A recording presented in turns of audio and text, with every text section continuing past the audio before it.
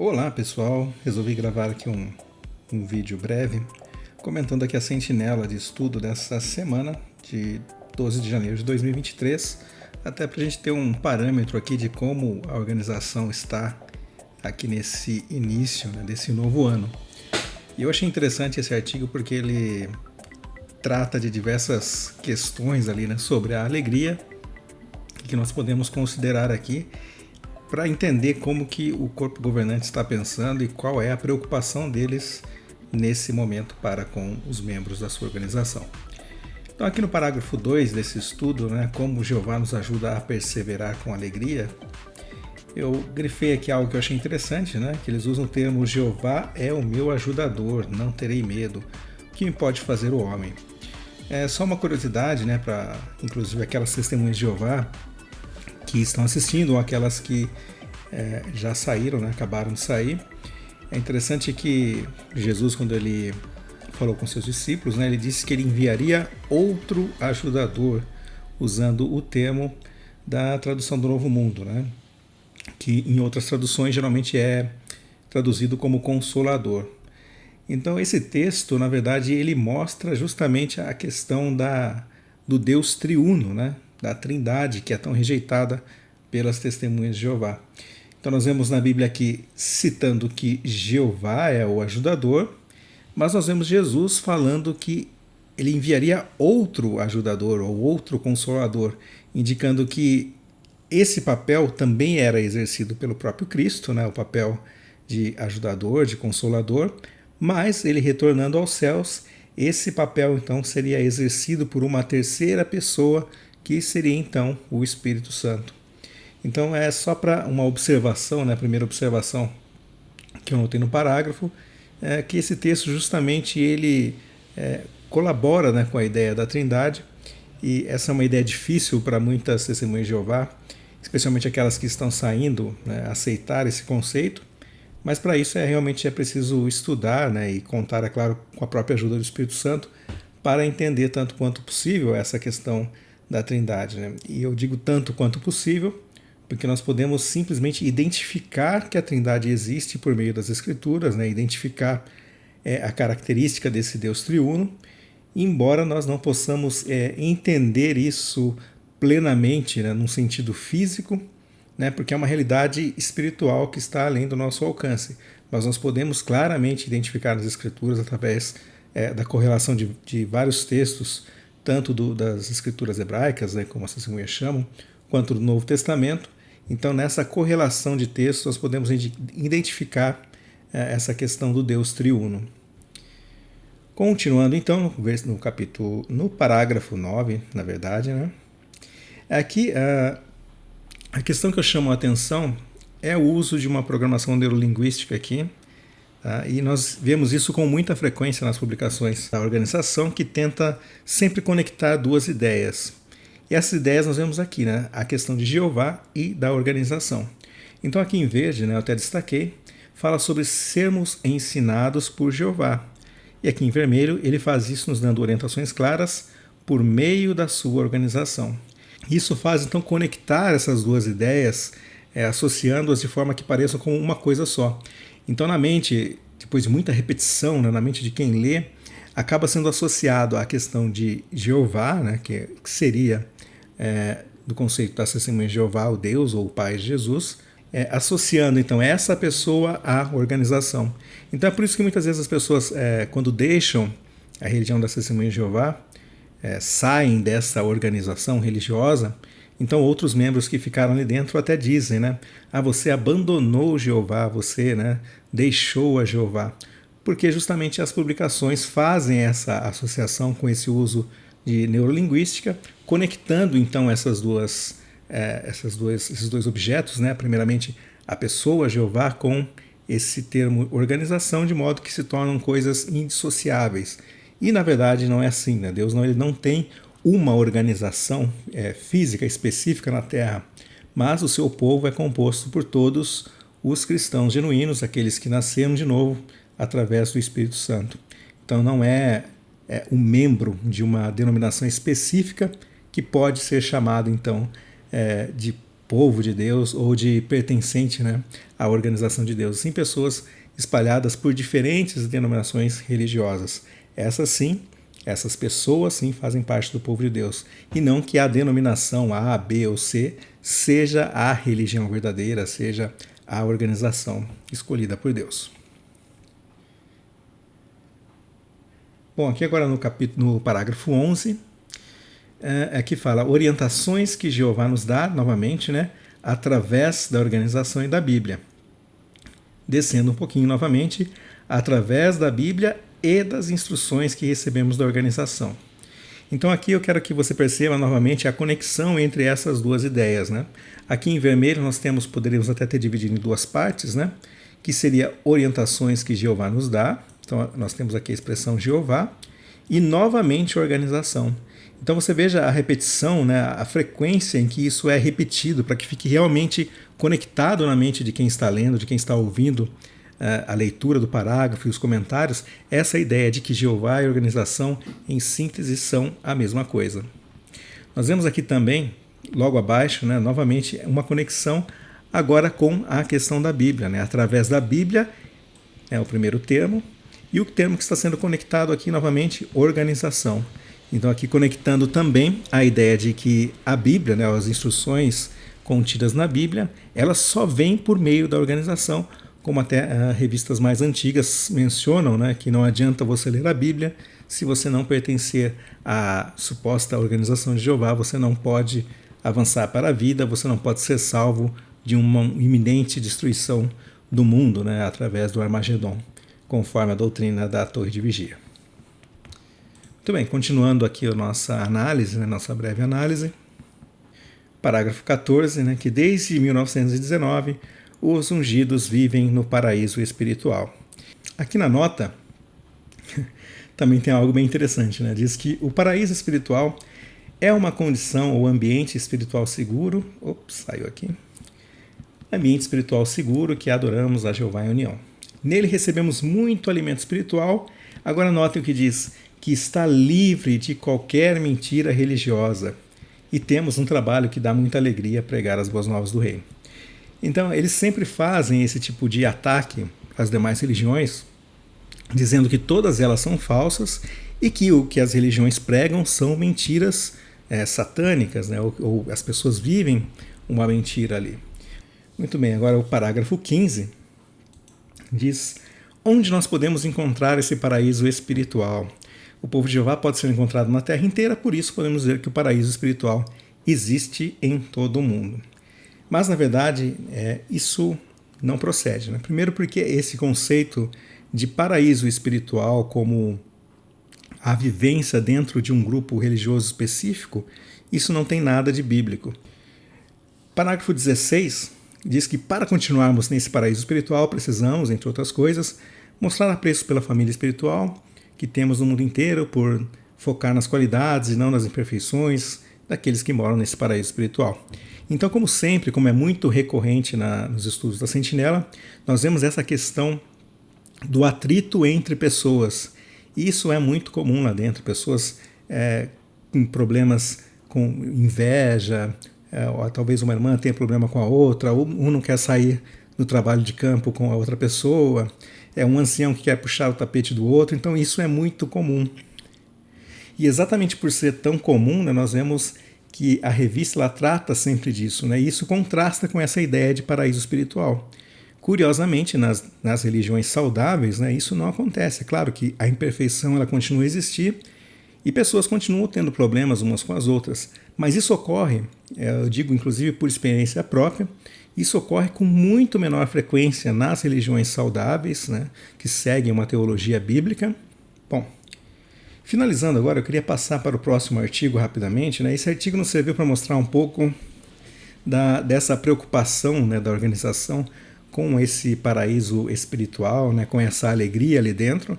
E nós vemos até pela face das pessoas nas reuniões no Zoom, pelos relatos daqueles que ainda estão lá dentro, né, que há um grande desânimo em muitas congregações.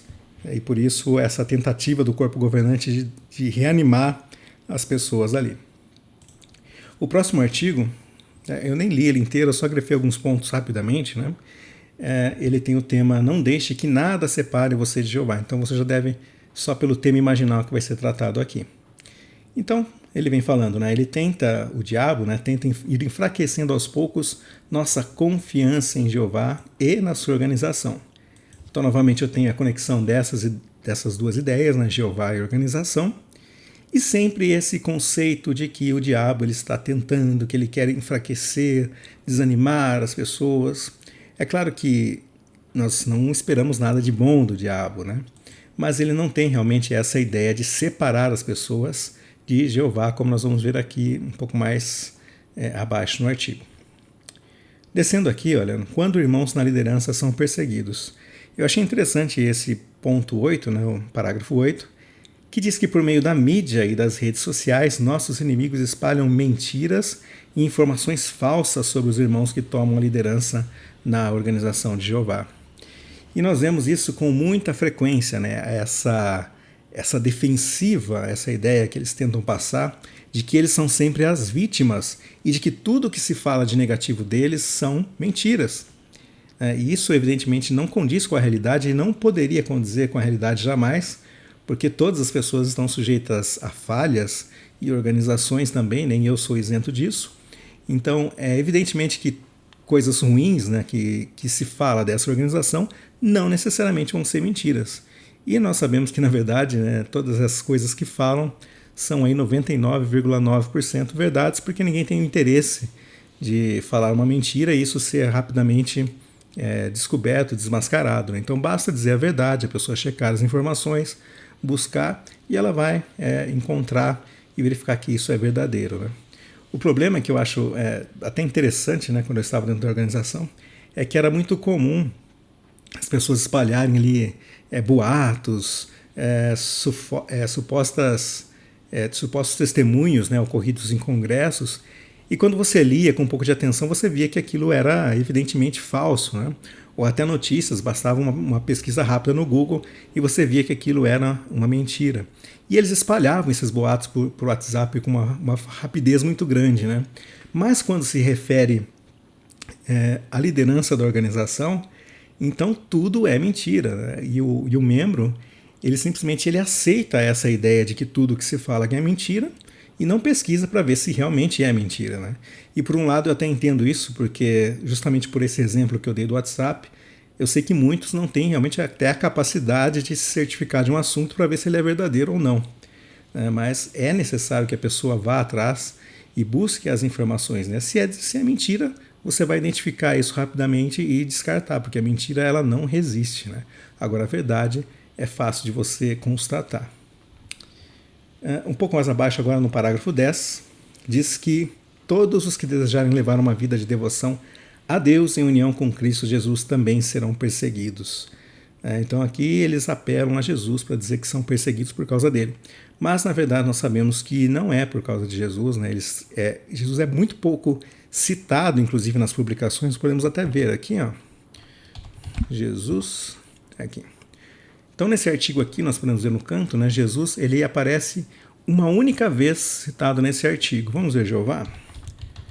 Aí, Jeová aparece 76 vezes nesse mesmo artigo. Organização, 29 vezes. Podemos até descontar uma aqui embaixo, né, que seria do menu aqui. Mas nós vemos que o nome Jeová e organização ele tem uma ênfase total. Então Jesus ele é citado apenas quando isso é conveniente. Então não é uma perseguição por causa de Jesus, mas por causa das políticas da organização. Como a organização já perdeu o seu registro em um país devido às suas políticas ali com os desassociados, né, o ostracismo. E na Rússia também tem toda a questão do serviço militar, de ser uma religião de origem americana. Então a Rússia ela tem sim um trabalho ali contra as testemunhas de Jeová, mas não tem nada a ver com Jesus, e sim com a organização religiosa em si, o que ela representa para o seu país. Aqui agora no parágrafo 13, quando outros nos criticam. Então é uma outra coisa que poderia, né, supostamente afastar as pessoas de Jeová. Então, diz, né, que talvez eles digam: eu gosto de você, mas o problema é a sua religião, parece que vocês pararam no tempo. Outros talvez, né, critiquem a desassociação, dizendo que pregam amor, mas olha como tratam quem foi desassociado. E que a pessoa poderia então se questionar: será que Jeová exige demais? Será que a organização deveria ser mais liberal? Então, eles percebem que isso realmente acontece, né? E eles querem aqui bloquear o membro de raciocinar sobre essas coisas, né? Então, o membro vai se deparar com perguntas, com questões como essas no seu ambiente estudantil, no seu ambiente de trabalho. Então, ele vai ter já esse preparo aqui para rejeitar esses pensamentos, né? Esse bloqueio ou essa cerca cognitiva aí que não deixa ele, então, ir além nos seus raciocínios e chegar a uma conclusão por si mesmo sobre esses assuntos. Aqui diz que se estiver passando por uma situação assim, né, como você pode continuar então achegado, né, a Jeová e a sua organização. Traz aqui alguns exemplos, né, aquelas famosas fanfics, que ninguém sabe de onde saiu a história, ninguém conhece quem é a pessoa, e os nomes muitas vezes também são mudados, né? Então nós temos de acreditar que essas histórias aqui são verdadeiras, né, e não são quadrinhos da Marvel. No próximo subtópico, permaneça leal a Jeová e a sua organização. O que Satanás mais quer é nos separar de Jeová. Bom, vamos imaginar que Jeová que seja então o Pai de Jesus, né, para partir desse princípio. Mas a ideia de que ele quer separar as pessoas de Deus implica no conceito, na verdade, que a organização tem de que a salvação ela depende de obras. Efésios 2, 8 e 9 deixa claro que as obras, né, ninguém pode ser salvo por obras, porque senão ele teria um motivo para se gloriar, né, para se orgulhar. Então, uma pessoa que talvez pregue bastante de casa em casa, imaginando que isso fosse um requisito bíblico e não é, então ela poderia ser salva pelo seu trabalho prestado a Jeová, né, como diz a organização. Eu vou usar os termos que eles dizem aqui, né? E ela fazendo isso, então, ela estaria tendo motivo para se orgulhar, pois ela produziu a sua salvação por meio do seu trabalho, contrariando, então, o que diz Efésios capítulo 2, versículos 8 e 9.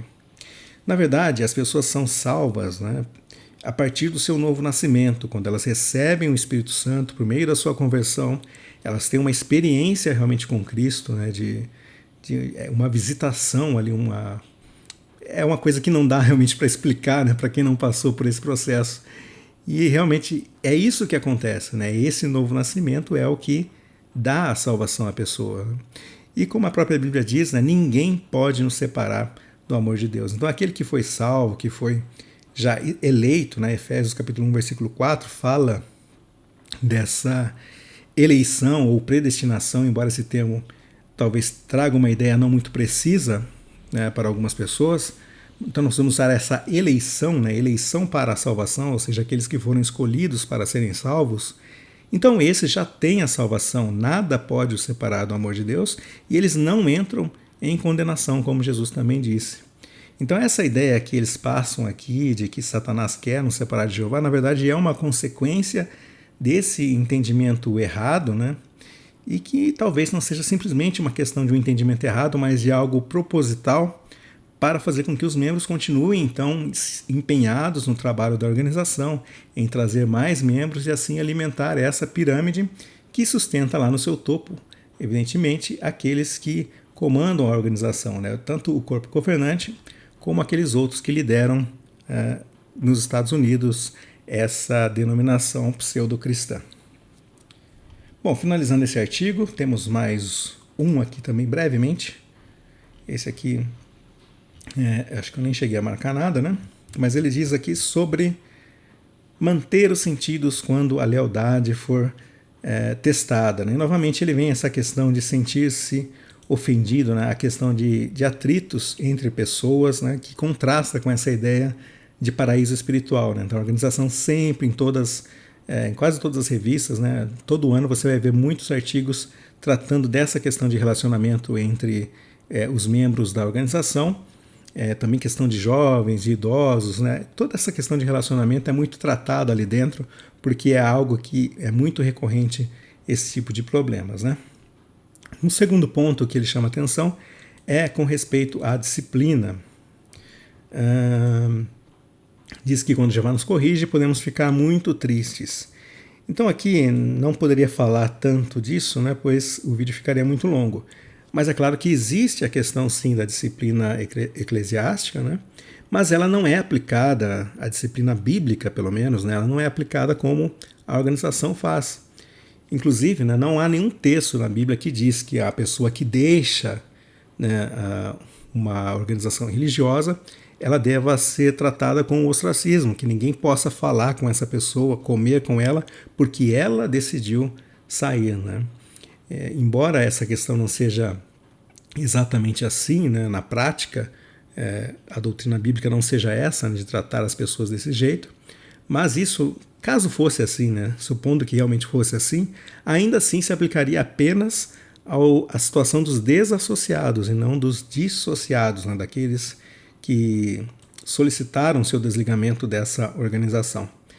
Então, essa questão da disciplina também é bastante recorrente lá dentro, porque as pessoas têm medo, muitas vezes, de serem disciplinadas, pois sabe o grande impacto que isso pode ter na vida dessas pessoas, né? Inclusive com a sua morte social, por não ter mais contato com amigos, familiares e assim por diante. Então aqui eles tentam fazer com que a pessoa ela aceite a disciplina, né? Mesmo sendo injusta, não sendo uma disciplina bíblica, né, eu repito, não seja a disciplina eclesiástica que nós vemos delineado nas Escrituras, mesmo assim tentam fazer com que a pessoa ali engula os seus sentimentos, né, engula a sua depressão, o seu choro e aceite essa suposta disciplina como se viesse de Deus, né, o que na verdade não é, porque não é a disciplina que está determinada nas Escrituras. Também fala de fazer mudanças, né, depois da disciplina, né, para se adaptar à organização. E aqui também fala sobre adaptar a mudanças na organização. Esse tópico é interessante porque ele sugere, né, ou dá a entender que podem vir a ser anunciadas novas mudanças na organização das Testemunhas de Jeová. É claro que não serão mudanças doutrinárias, muito provavelmente, né? Mas questões organizacionais, talvez venda de novos prédios, coisas que impactem a vida do membro, né? Que inclusive o estudo ele vai dizer aqui, né, sobre o membro ser pessoalmente impactado por mudanças feitas na organização. Então ele diz que a pessoa deve aceitar isso, mesmo que ela seja impactada. E é o que diz aqui, ó, no parágrafo 15. Então, resumindo, né, se você se sentiu ofendido por alguém na congregação, não guarde mágoas, ou seja, aguente, né, porque a organização você vai ter um monte de problema ali dentro com as pessoas ali, literalmente ali se pegando ali dentro, né? Então você aguente isso, né, não guarde mágoas. Se você recebeu uma disciplina que com certeza é injusta, né, porque eles não aplicam a disciplina conforme a Bíblia orienta, então olha além do constrangimento, você vai sentir vergonha, né, você vai ser publicamente humilhado ali e vai ter que aceitar isso calado, né? E aceitar essa disciplina injusta como se viesse de Deus, mas na verdade é apenas legalismo humano. Aceitar o conselho, fazer ajustes, e aqui é o ponto que eu acabei de mencionar, né? Se a organização fizer mudanças que afetam você pessoalmente, aceite essas mudanças de todo o coração e obedeça à orientação recebida. Então aqui não há espaço para o membro questionar essas mudanças. A própria Sentinela de 2017, eu não me lembro agora, acho que é janeiro, se eu não me engano, ela fala ali que o corpo governante ele não recebe instruções, orientações divinas, não é inspirado e ele pode errar. Inclusive ele aplica, né, a Jesus, né, o mérito por esses erros, né? Ele diz que a revista diz que Jesus nunca disse que daria alimento espiritual correto, né? Então talvez Jesus esteja dando alimento estragado para as pessoas, é basicamente o que a revista ali de 2017 diz. Então, mesmo sabendo de que essa organização ela não recebe nenhuma instrução divina, de que ela pode errar, os membros aqui são fortemente advertidos a realmente aceitar toda a orientação, todas as mudanças, sem questionamento. Então, não é isso que Deus espera de nós. Na verdade, nós temos sim de procurar ver nas Escrituras, inclusive, se uma orientação, se uma doutrina, se ela pertence ao complexo de verdades do cristianismo histórico, se aquilo ele tem um fundamento bíblico, ou se é apenas mais um legalismo, um conjunto de regras criadas por homens. Então isso é muito importante, né? Mas eles fazem toda a coisa de uma maneira que o membro se sinta obrigado a aceitar a orientação de homens, né? E sem questionar. Eles usam até passagens do Antigo Testamento de forma equivocada, fora de contexto, para tentar avalizar esse posicionamento, né? Mas na verdade o que nós temos de fazer é lá como os bereanos, que nós vemos o relato no livro de Atos, e procurar realmente ver se as coisas estão de acordo com as Escrituras. Se não está de acordo com as Escrituras, você sai e procura um lugar onde você possa realmente aprender a palavra de Deus, ser motivado na sua vida cristã e não ficar ali recebendo orientações erradas, falsas e que vão te levar em rota de colisão, na verdade, com os objetivos, com Deus. Então esses são os artigos, né, que eu gostaria de ter comentado com vocês brevemente, alguns pontos. E isso tudo nos mostra como a organização continua muito preocupada realmente com a assistência, né, das reuniões, com as pessoas desanimadas, com os problemas, as brigas que ocorrem ali dentro. E nós sabemos muito bem que muitas pessoas lá dentro estão desanimadas, depressivas, enfrentando dificuldades. E esses estudos são sempre aquela pegada, né, bem maçante, né, que não é nada animadora para as pessoas, né? Eles, na verdade, muitos membros ali dentro, eles tentam dizer para si mesmo, né, olha, que estudo animador, olha como isso foi bom, mas na verdade é uma tentativa, né, de tentar trazer para o seu consciente, né, algo que inconscientemente ele sabe que não é verdade, ele sabe que esse alimento, né, que está aqui, ele é realmente algo desanimador, é algo pesado, que só fala a respeito do fim, de uma possível esperança para o futuro e de fazer mais e trabalhar mais, né? Então não é nada que edifique, justamente porque não é o verdadeiro evangelho e não se concentra na pessoa que deveria concentrar, que é Jesus Cristo. Então agradeço você por ter assistido esse vídeo até aqui e nos vemos até o próximo.